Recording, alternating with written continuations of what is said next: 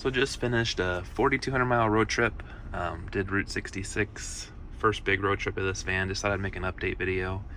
Go over some of the things that I like the most, some things that I like to use that you might know are hidden that might make your life a little bit easier when you're using it, but let's get started on this. So you can see that's the trip, 4,200 miles basically. Took about 10 days. You can see the average mile per gallon is 13.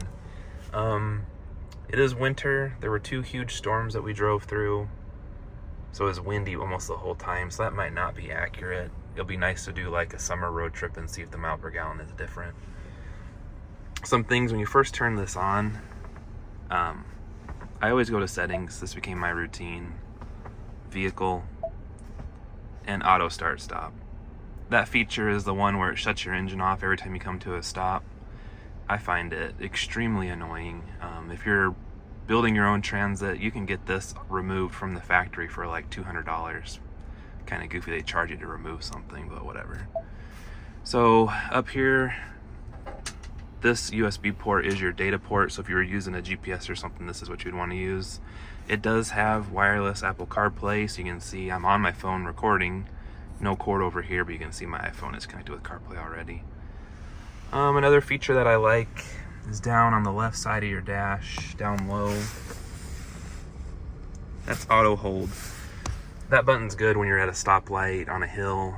When you depress the brake and come to a stop, it'll hold you at a stop. What else? Oh, if you're driving in the snow, down here, this button with the multiple little like indicators, like a little race flag, a snowflake, a leaf. If you're driving in the snow, it does okay if you go from like dry pavement to snow without doing nothing, but it kind of has a delay before it switches over into like full all-wheel drive. So if you just hit that button, you'll get like a little display change, and then you can just hit slippery for snow and ice. That like puts you into all-wheel drive, so then you don't have this like little second where it kind of like hits the snow and it feels like it's going to lose traction, but then it all just kicks in and it takes over. This just puts you all-wheel drive right off the bat. That way you don't have to wait for it just to kind of click in. Some complaints about this, and it might not be a fair assessment right now because there is an update, but the auto AC, this was just annoying to try and work with. I don't know if it's because there's so much glass up here. It'd be 40 degrees outside, but it'd be like 80 degrees inside the van, and you try to use this auto temperature control for the heating and the air conditioning, and it just wasn't cutting it. It was always blowing the wrong thing, blowing hot air when it should have been cold, cold air when it should have been hot. I don't know. A lot of times I have to come over here, just not even use auto, just click on the thing where it shows like defrost in your face and feet, and then just hit defrost and feet. Now, I did say it's an unfair assessment maybe because there is a recall on this that I haven't had updated yet, but there is a problem with this somewhere on our model where it doesn't, basically what I just said, it doesn't blow the right thing. So I'll get that updated and then I'll give like an update video. That's about all you need to know in the front that's kind of different. Oh, something I found later. I like this little thing that holds your tire pressure gauge, and you have a passenger airbag that you need disabled. It's hiding under the glove box. So didn't know where that was. Going to the back, show some upgrades that we did, some changes. First thing, floor. So when it's extremely cold outside, the floor is extremely cold. This mat didn't necessarily make the floor warmer, but it makes your perception warmer. So when you're walking in it with no shoes on, you didn't really feel like the coldness of the floor, like whether if you would step on the non-foam covered part.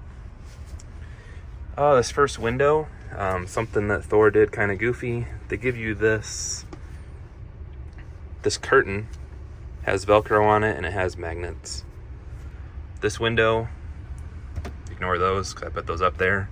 There's no Velcro and there's nothing metallic. So in order to make this work, I just put 4 little pieces. I'll maybe find something that makes it look a little bit better, but then you just kind of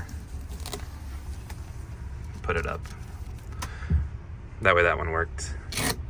Speaking of the windows, back window ones,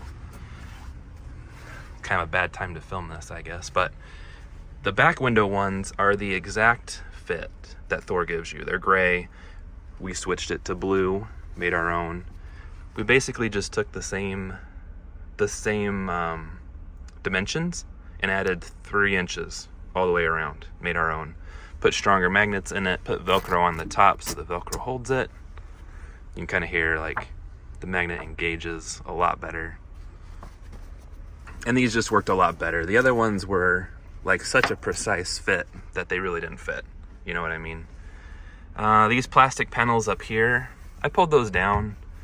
Used that same blue fabric, kind of like upholstered them. It has Thinsulate behind it and in front of it to kind of make it a soft surface. You know, the more soft surfaces you have in the van, the like quieter it gets, because it kind of absorbs like echoes and extra sounds. So, what else to talk about? Never use the bathroom. So obviously we're still winterized because it is winter time, so we don't have any water in here. Entire trip, never used the bathroom, not once. We just used it for storage. Still winterized. So solar, something, just a realistic expectation for solar. So here's my statistics. In 9 days I generated 2 kilowatts of energy. What that really means, or no, it says 3 kilowatts, so it's a nice sunny day. I must have went up today. It was 2 kilowatts earlier. What it really means, you know, for you, so say like when we would go to sleep, the van would be 100%. We'd have the heat on, the fridge on max, and when we'd wake up, total power use for the night would be like somewhere around 17% of our battery. The solar panel alone, without any help from the alternator, would only generate like 3% back. So, I mean, it's nice having solar, but really it's just kind of like a trickle charger that just kind of keeps things going. Just gives you like a little bit of power, but you really have to probably use your alternator or use shore power. In the 10 days that we were on the trip, we actually never used shore power. We always just ran off battery. While we were driving, we'd use the alternator to top it off 100% before we would go to bed. So we'd actually never even used shore power at all. You can see in the back, the bed for staying.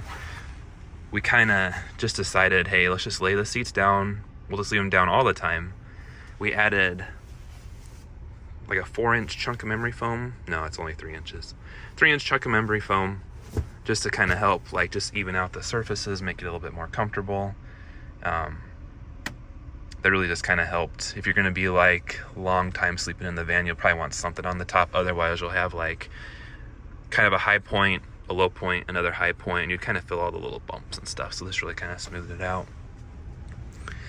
As far as things breaking on the trip, the Truma system. So it has a little turn knob. It's turn, click, turn, click to acknowledge. What happened was, like, it kind of got, what do I want to say, like this little turn knob that clicks in kind of got like pushed in a little too much over time, like using it every single day. All I had to do was just take this knob and kind of just pull it off. Oh, there we go, drop it. And then line it back up and then just put it back on, just like nice and easy. And then it made the turn and the clicks like so much better. So that just, maybe something happens to everybody. I would think, I don't know, it might be just mine. Very end of the trip, this is the other thing that broke. This shade will not stay down. So I did some research on it. It says that it's probably dust in some component in there that makes it actually catch. Just take it down, take it apart, clean it out, use a little bit of compressed air or whatever, then oil it, put it back together. I'll have to give that a shot someday. Try and fix it. Other than that, the van did well. Drove excellent. It was a little sketchy. I talked about the wind when I was up there. The winds were, what was it? Like 20 to 30 sustained, and then gusts like 40 to 50. Going through Arizona, New Mexico, Texas, and stuff like that. And it was pretty much like a headwind and slightly crosswind. So it was a little unnerving. Other than that, everything did great. I'll probably go into electrical system in another video, just talk about everything electrical. because there's like some things you might need to know about running in the wintertime and getting really cold. Other than that, everything did good. I do recommend this van still, and like and subscribe, and I'll try and post more videos.